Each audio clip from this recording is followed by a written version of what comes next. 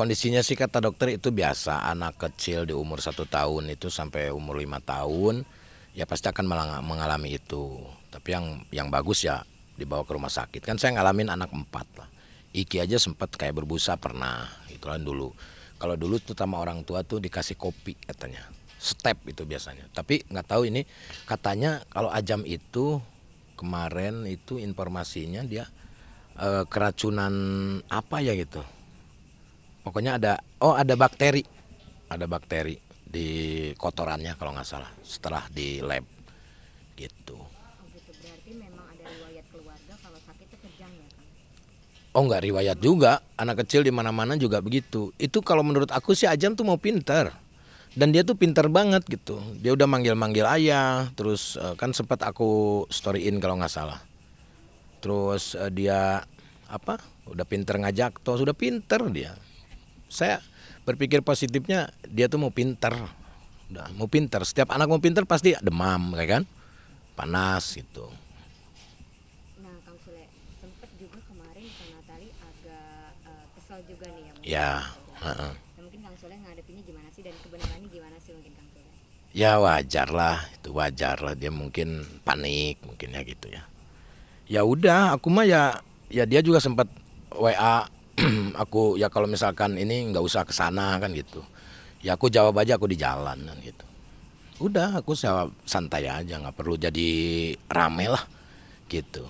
Nah, tapi kalau selama Azam sakit mungkin ya sebelum dibawa ke rumah sakit, mungkin Kang Sule sama Kak Natali gimana sih Kang komunikasinya soal kondisinya Azam gitu? Kok komunikasi sih nggak ada. Kalau misalkan dia mau ngasih tahu Ajam dia video call angkat kan gitu. Kadang-kadang aku video call kadang-kadang diangkat kadang-kadang enggak kan gitu. Jadi enggak, aku sih berharap bahwa eh, kalau misalkan Ajam lagi di rumah dianya kerja, aku sih berharap dia kasih tahu dan saya kan bisa ke sana, itu nggak apa-apa kok gitu loh.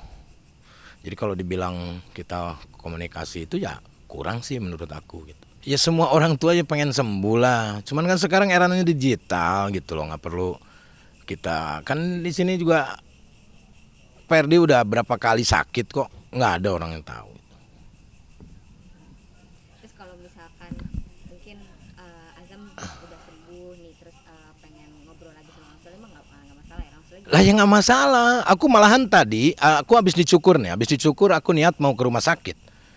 Tapi nggak ada kabar sama sekali.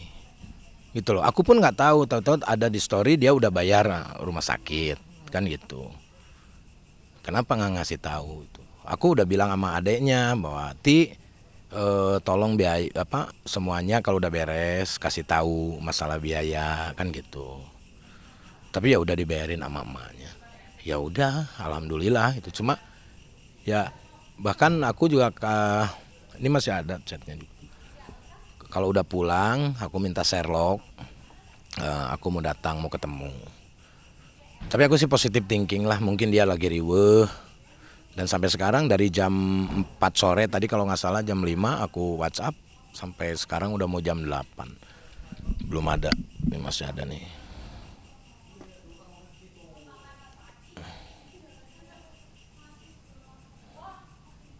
Jadi terakhir ketemu Azam kemarin Nih, ya Kang? ini kemarin saya transfer bulanan ya, nggak dibalas. Terus aja masih di rumah sakit, apa udah pulang? Belum dibalas sampai sekarang. Aku minta Sherlock. Ini bukti aja ya, gue bukan gimana-gimana ya. Maksudnya bukti biar orang nggak berasumsi yang lain-lain gitu loh. Kalau untuk urusan anak mah ya nomor satu lah. Tapi ya mungkin pekerjaan juga. Ya kita harusnya gimana? Aku mau ngasih makan anak-anak kan gitu. Yang jelas kalau ada apa-apa ya bilang lah gitu kan. Maksudnya bisa secara baik-baik. Tapi dengan kejadian ini aku mah selalu diambil hikmahnya lah. Positifnya kalau dia kan baru ya kan, baru jadi ibu, pasti kalut gitu kan sama siapa gitu. Walaupun di situ ada karyawan banyak, terus ada adiknya juga, Terus ada ya mungkin dibawa ke rumah sakit juga pasti ditangani sama dokter dan yang lain-lain. Cuma mungkin karena dia baru punya anak dan kalut yang akhirnya ya ada emosional lah. Tetapi saya udah maafkan kok. Mau gimana lagi gitu loh. Berarti terakhir ketemu Azam sama Kemarin Alik aku 2 kali ke rumah sakit itu. Bukan 1 kali yang ada di story dia. Awal pertama datang terus. pertama itu mungkin kapan Kang? Ya pertama pas dia masuk ke rumah sakit. Berarti itu udah sempet ke rumah sakit. Loh iya. Ya, Hari apa? yang beredar berita gimana? Emang aku nggak karena aku juga baca itu. Kalau saya tidak peduli dengan anak, tidak datang ke rumah sakit, lebih memilih pekerjaan. Aku habis Jumatan langsung ke sana kok. Ketemu kok. Langsung bahkan Ajam juga langsung lihat, Ajam nangis. Itu kurang lebih ada sejam atau 35 menitan lah. Habis itu, oke, mau kemana? Oke, hati-hati. Habis itu udah, karena Ajamnya nangis terus dia perlu istirahat, akhirnya aku pamit. Udah, besoknya, karena aku udah niat kok, aku mau datang sering ke rumah sakit sebelum dia keluar rumah sakit. Karena aku juga harus ngurusin biaya dan yang lain-lainnya gitu. Nah, besoknya aku datang lagi. Nah mungkin karena ya aku datang yang kedua kali mungkin pas ada di medianya itu disangkanya aku hari yang kedua. Aku dari hari yang pertama. Itu loh. Nah hari ini aku juga mau ke rumah sakit. Aku tanya adeknya, katanya adeknya lagi kuliah. Udah nggak di rumah sakit. Ya masa iya dia nggak tahu pulang atau enggak kan gitu. Ya aku mah selalu positive thinking lah. Ya mungkin mungkin riweuh ngurusin pembayaran, riweuh ngurusin anak gitu. Yang akhirnya lupa lah untuk ngasih tahu kalau dia pulang atau tidak gitu. Makanya aku tanyain udah pulang apa belum kan gitu. Karena posisi aku lagi di Jakarta. Kalau udah pulang, kalau belum pulang aku mau ke sana kan gitu. Ya tapi nggak ada balasannya. Mungkin lagi sibuk, mungkin bebenah dulu, mungkin Ajamnya masih lemas atau apa ya. Kita mah positive thinking lah gitu. Ya nggak tahu ini kita apakah ini dibalas sampai kapan kita nggak tahu gitu. Berarti kalau di story-nya Kang Natali, Kang Sule itu kalau di story ya itu di sana posisinya di hari Sabtu atau Jumat Kang? Jumat. Oh itu Jumat ya? Kalau di story Natali, Iya. oh di story Natali itu Sabtu. Itu hari Sabtu. Nah kalau hari yang pertama itu nggak ada story. Hari yang pertama pas dia masuk ke rumah sakit, aku datang siang, dia kan jam 9 pagi kan telepon video call kan gitu. Oh Ajam sakit, oh ya udah, aku masih ngantuk, baru tidur banget. Aku tuh baru tidur banget. Ya udah, habis itu ada kerjaan dulu. Habis sholat Jumat langsung ke sana. Gitu. Dan aku tetap ke sana gitu. Walaupun ya di sana dia bilang, ya kalau misalkan habis Jumatan nggak usah ke sana, dia bilang gitu. Tapi aku tetap ke sana, toh anak aku yang sakit kok gitu loh. Masa ya aku nggak sana kan gitu. Gitu. Jadi ya hari ini ya pengennya ketemu lagi sama Ajam. Cuma ya aku juga harus nunggu balasannya dong. Tiba-tiba aku datang ntar gimana? Karena kan kita udah mantan mau nggak mau. Walaupun anak gitu ya, walaupun demi anak atau apapun ya kita juga perlu etika. Kita harus menggunakan etika itu. Kalau dia bilang iya, ya saya datang. Kalau misalkan iya Ajam di rumah, kesini aja, aku datang gitu. Jadi nggak mesti kita harus tiba-tiba datang, terus kalau dianya kecewa gimana sih lu nggak dikasih tahu, lu datangan gitu. Tetap aku menjaga hal itu karena kita udah ya takutnya kan dia udah punya pasangan ya kan, terus ya hal apapun lah gitu, tetap dijaga itu etika gitu. Publik taunya saya nggak datang kan gitu, saya datang gitu. Dan saya nggak perlu ngasih tahu di story saya datang ke sana, ya udah biarkanlah karena saya mau ketemu sama Ajam gitu loh. Iya kan? Gitu. Jadi ya mungkin ya udahlah, udah biasa gitu. Kalau saya mau udah biasa lah dihujat seluruh Indonesia, udah biasa. Iya maksudnya ya kita nikmati, kita syukuri Tuhan memberikan ujian ini Berarti Tuhan percaya sama saya bahwa saya ini kuat menghadapinya. Kan gitu. Walaupun ada sedikit kesedihan gitu loh dalam hati, tapi ya manusiawi lah. Kita sedih lah gitu. Kenapa ini harus terjadi? Tapi ya mau nggak mau orang yang berjalannya seperti ini mau gimana gitu. Kita nikmati. Yang penting kita tetap positive thinking lah. Sama mamanya Ajam juga tetap kita positif. Yang tahu kan di sini kebencian itu kan bukan dari mulut yang kita katakan dengan kata-kata yang kasar gitu. Tapi dari hati kita saling memaafkan gitu. Oh iya, hari Minggu aku nggak ke sana. Hari Minggu aku nggak sana karena ada pekerjaan. Kalau aku udah bilang sama adeknya, aku nggak ke sana hari ini, aku bilang. Nah hari Senin inilah aku mau ke sana. Nah aku tanya dulu sama Uti adeknya, Ti masih di sana. Uti nggak balas-balas, selama balasnya mungkin dia lagi kuliah. Terus dia bilang ya dia udah nggak di rumah sakit, gitu. Nah, berarti kalau soal pembayaran kan tadi juga udah Ya. disinggung ya sama Kang Sule. Terus juga mungkin Kang Sule nggak tahu Azam masih dirawat atau enggak. Misalkan mungkin Kang Sule pada akhirnya nanti karena tadi mungkin lagi-lagi menyinggung gitu soal pembayaran, itu sensitif ya Kang. Tapi Kang Sule gimana sih akan merespon hal itu gitu Kang? Ya udah nggak usah direspon. Toh kan udah dibayar. Yang penting kan kita ada niat. Ini aku capture ya. Ini sekarang itu kan perlu bukti ya Mbak ya. Jangan cuma ini doang. Nih ada. Ya, bentar. Yang ininya nggak usah ya. Mana? Bentar.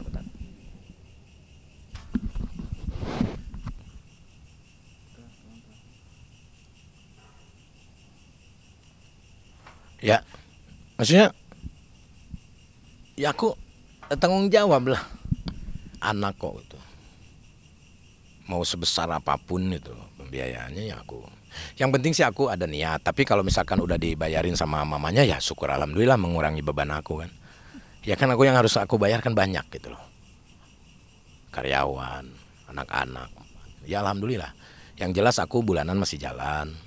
Terus kan mobil juga kan masih nyicil punya Ajam, masih jalan gitu. Aku masih tanggung jawab.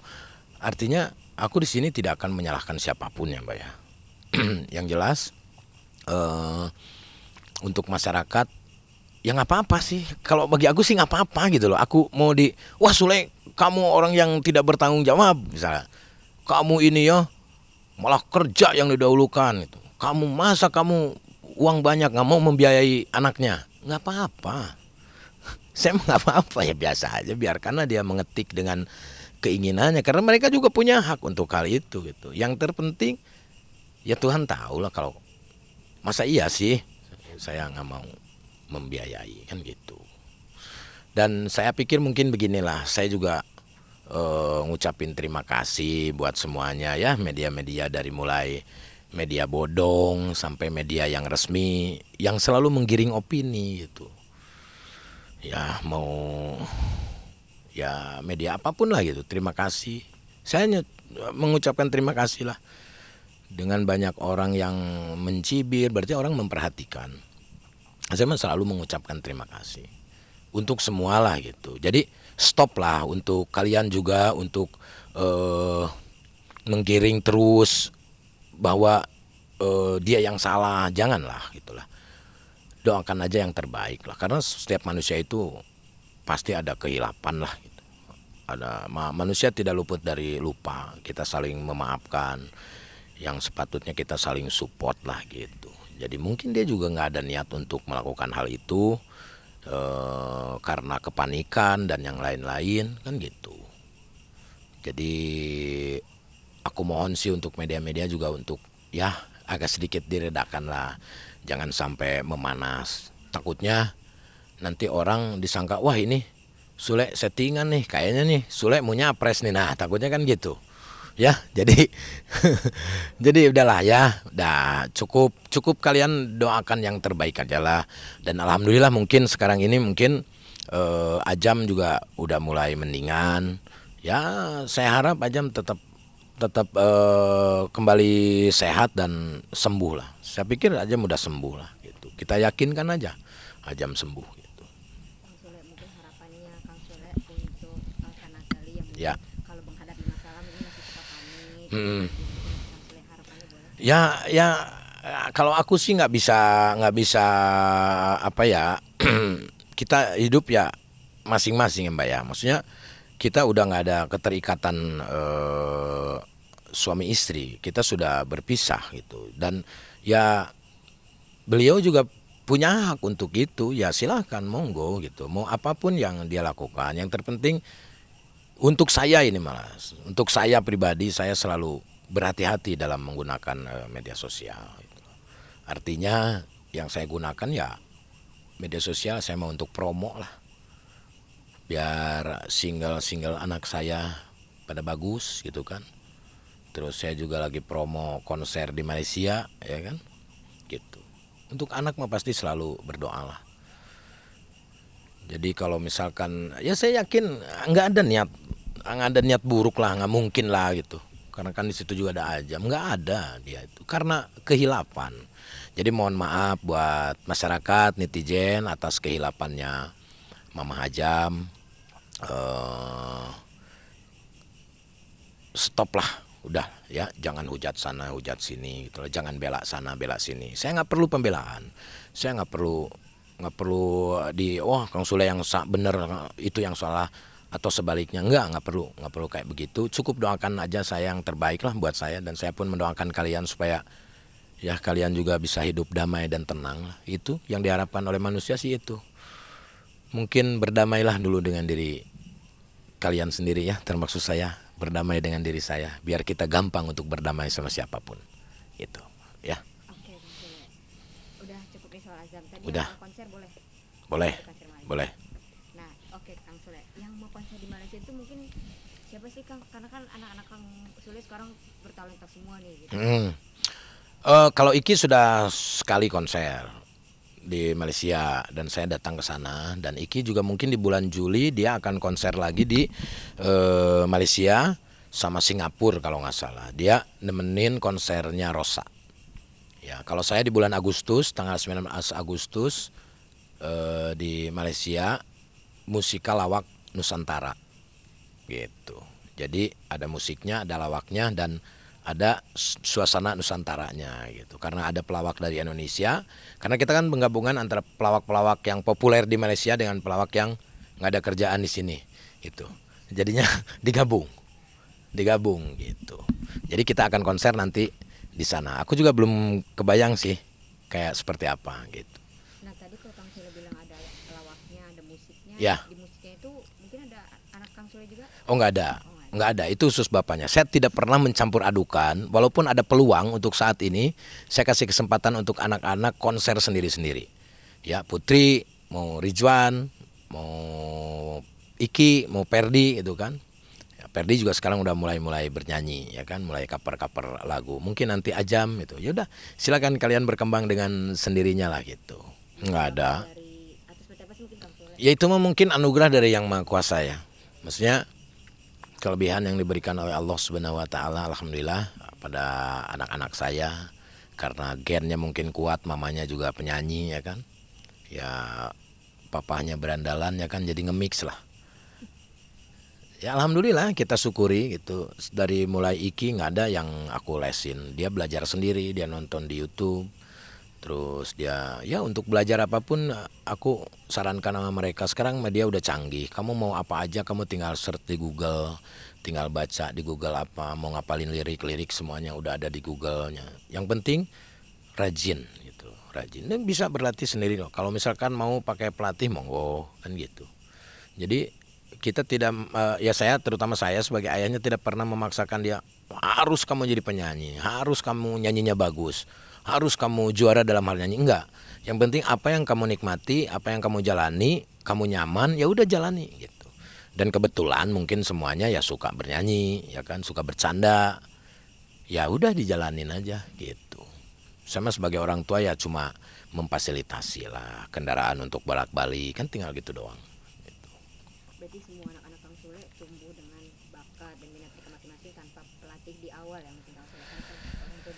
Ya, orang tua beda-beda. Ya kan ada juga yang lebih bagus. Lebih bagus itu kan berlatih, ada coachnya gitu. Tapi yang alami juga lebih lebih bagus juga kan itu apalagi otodidak gitu. Kalau otodidak itu dari rasanya feel-nya tuh lebih lebih kena gitu loh.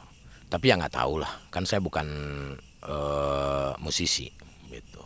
Saya sebagai kepala rumah tangga. Oke, nah Iki yang mau konser nih nanti di Malaysia masih sering curhat nggak sih ke Kang Soleh, persiapannya gimana?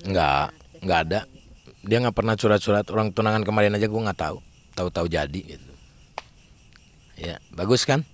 Bagus dong. Tidak menyusahkan orang tua. Mungkin kalau anak-anak yang lain ya mau tunangan nih tambahin kayak berapa kayak nggak ada Iki mah. Itulah yang aku didik sama anak-anak gitu. Jangan pernah memberatkan orang tua. Loh, ya benar dong. Itu. Toh aku juga ibaratnya duit aku nggak dipakai sama kamu Ki, nih duit ayah ngumpul, disimpan. Untuk siapa? Untuk kalian juga. Tenang gitu loh. Yang penting untuk saat ini kalian punya tempat untuk mencari uang untuk anak-anak kamu kalian nanti, untuk anak-anak kalian nanti gitu.